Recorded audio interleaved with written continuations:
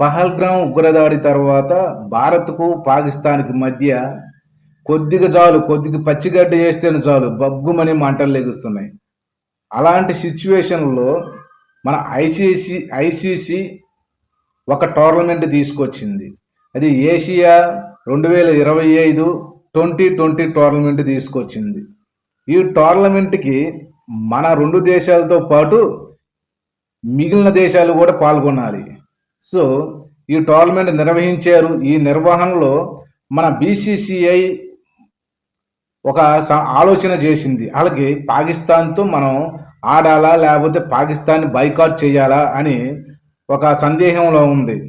మనకి అసలు భారత్లోని క్రికెట్ ప్రేమికులు కానీ ఇండియన్ భారత పౌరులు కానీ ప్రతి ఒక్కరు కూడా వారు చెప్పేది ఏంటంటే పాకిస్తాన్ టీంని బైకాట్ చేయండి, పాకిస్తాన్తో ఆడవద్దు అని మన ఇండియా క్రికెట్ ఫ్యాన్స్ కానీ ప్రేమికులు కానీ అందరూ కూడా ఆ ఒక్క విషయం మీదే అందరూ ఉండారు. అదే బీసీసీఐకి తెలపడం జరిగింది. సో కానీ ఇక్కడ పాకిస్తాన్ బోర్డుకి మన మీద ఆడటం చాలా అవసరం. ఎందుకంటే వాళ్ళు మన మీద ఆడితే వాళ్ళకి కొంచెం ఆ సంపద అన్న కొద్దిగా వచ్చిద్ది అనమాట, అనేక రూపాయలుగా వచ్చిద్ది. సో వాళ్ళకి ముఖ్యం వాళ్ళు మనతో ఆడటానికి, భారత్తో పాకిస్తాన్ ఆడటానికి వాళ్ళు రెడీగా ఉండారు.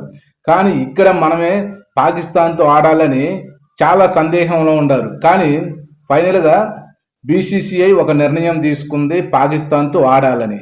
సో ఇది మన పాకిస్తాను ఆడే విషయం, అది మన ఇండియా ప్లేయర్స్కి ఏం సంబంధం లేదు. కానీ వాళ్ళు ఏమిటంటే వాళ్ళు బీసీసీఐ నిబంధనల ప్రకారం వాళ్ళు గేమ్ ఆడాలి, తప్పదు, వాళ్ళకేం సంబంధం లేదు. కానీ ఇక్కడ ఏ విధంగా ఆడాలి, అక్కడికి ప్లేయర్ గ్రౌండ్లోకి వెళ్ళిన తర్వాత ఏ విధంగా మనం మలుచుకోవాలనేది బీసీఐ కొన్ని సూచనలు ఇచ్చినట్టుంది. దాని ప్రకారమే మన ఇండియన్ టీమ్స్ అక్కడ గ్రౌండ్లోకి వెళ్ళిన తర్వాత బీసీసీఐ చెప్పినటువంటి నిబంధనలను పాటించారు. సో అది నిబంధనలు ఏందో నేను మీకు చెబుతాను తర్వాత. సో ఈ బీసీసీఐ కూడా సొంతగా నిర్ణయం తీసుకోవాలి. మన ఇండియన్ గవర్నమెంట్ నుంచి నిర్ణయం వచ్చిన తర్వాతే ఏది ఇలాగ టోర్నమెంట్ జరుగుతుంది, పాకిస్తాను ఇండియా ఆడాల్సి వచ్చింది, ఆడొచ్చా మనం ఆడవద్దా అనేది ఇండియా గవర్నమెంట్ నుంచి పర్మిషన్ తెచ్చుకున్నట్టు ఉంది. తెచ్చుకున్న తర్వాతే బీసీసీఐ కూడా సో ఒక నిర్ణయం తీసుకుంది. సో ఇది మొత్తం ఒక ఎత్తి అయితే సరే, మామూలుగా లాస్ట్ సండే రోజున ఈ యొక్క టోర్నమెంట్ నిర్వహించడం జరిగింది. మెయిన్ ఏంటంటే రెండు దేశాలు కూడా, భారత్ పాకిస్తాన్ కూడా ఒకే టీంలో ఉండటం, అదేదో యాదృష్కంగా ఒకే టీంలో పడతాం. రీసెంట్గా సండే రోజున రెండు దేశాల మధ్య మ్యాచ్ ప్రారంభమైంది. మెయిన్గా ఏంటంటే టాస్కి వెళ్ళేటప్పుడు ఇద్దరు కెప్టెన్స్ వెళ్ళాలి. ఇద్దరు కెప్టెన్స్ అయిన తర్వాత టాస్ కంప్లీట్ అయిన తర్వాత కరజాలాలు తీసుకొని ఎవరికి వాళ్ళు మామూలుగా వెళ్ళిపోతారనమాట, అవుట్ ఆఫ్ గ్రౌండ్కి వెళ్తారు. సో ఇక్కడ ఏం జరిగిందంటే మనకి Bharat captain Suryakumar Yadav toss complete అయిన తర్వాత పాకిస్తాన్కి కెప్టెన్కి కరచాలం ఇవ్వకుండా, షేక్ హ్యాండ్ ఇవ్వకుండా ఆయన వెళ్ళిపోయారు. సో అక్కడ ఏంటంటే అక్కడ పాకిస్తాన్ బోర్డు దాని గురించి కూడా ఒక కంప్లైంట్ ఇచ్చింది. పాకిస్తాను అక్కడ రెఫరీ ఉంటారు కదా, ఎంపైర్ ఉంటారు, ఆ రెఫరీ ముందరగానే పాకిస్తాన్ కెప్టెన్కి చెప్పినట్టు, నువ్వు భారత్తో కెప్టెన్కి షేక్ హ్యాండ్ ఇవ్వద్దు అని ముందరగా హెచ్చరించినట్టు ఆ కంప్లైంట్ ఇవ్వటం జరిగింది ఐసీసీకి, పీసీబీ పాకిస్తాన్ బోర్డు. సో ఇది ఒక ఎత్తు. సరే, గేమ్ మొదలుపెట్టారు. ఫస్ట్ 127కి 9 వికెట్స్ ఆడింది పాకిస్తాను. నెక్స్ట్ భారత్తో వచ్చి బ్యాటింగ్ చేసింది. 131 స్కోర్ కొట్టి 7 వికెట్ల తేడాతో ఘన విజయం సాధించింది పాకిస్తాన్ మీద. సో గేమ్ మొత్తం కంప్లీట్ అయింది. కంప్లీట్ అయిన తర్వాత గేమ్ ఇక్కడ వెళ్ళేటప్పుడు, తిరిగి ప్రయాణం బయటికి అవుట్ ఆఫ్ గ్రౌండ్కి వెళ్ళేటప్పుడు భారత్ కానీ పాకిస్తాన్ కానీ రెండు దేశాల యొక్క ప్లేయర్స్ ఇద్దరు కూడా షేక్ హ్యాండ్స్ ఇచ్చుకుంటూ ఒక ఐసీసీ నిబంధనల ప్రకారం అది ఒక రూల్, దాని ప్రకారం వెళ్ళాలి. కానీ ఇక్కడ ఏం జరిగిందంటే పాకిస్తాన్ ప్లేయర్స్ పాకిస్తాన్ ప్లేయర్స్కి మన ఇండియన్స్ ఎవరు కూడా షేక్ హ్యాండ్ ఇవ్వాల.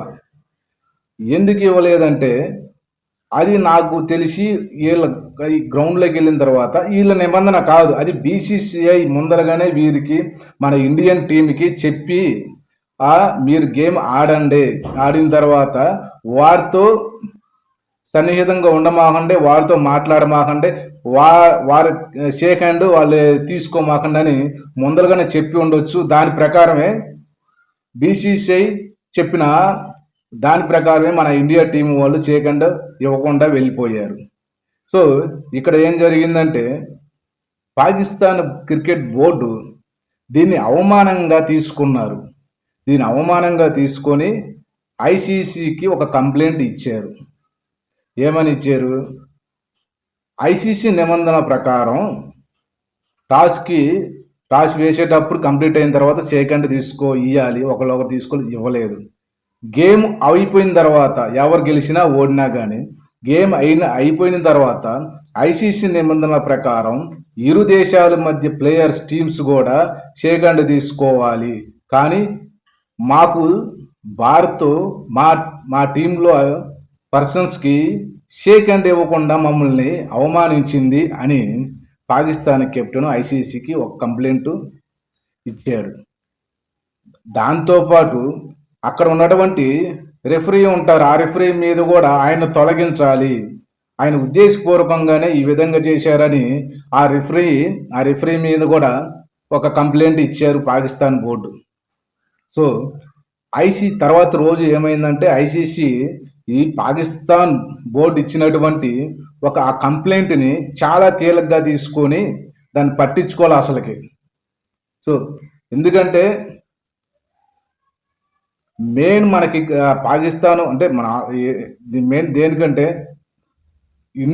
ఐసీసీ కూడా బీసీసీ అంటే చాలా.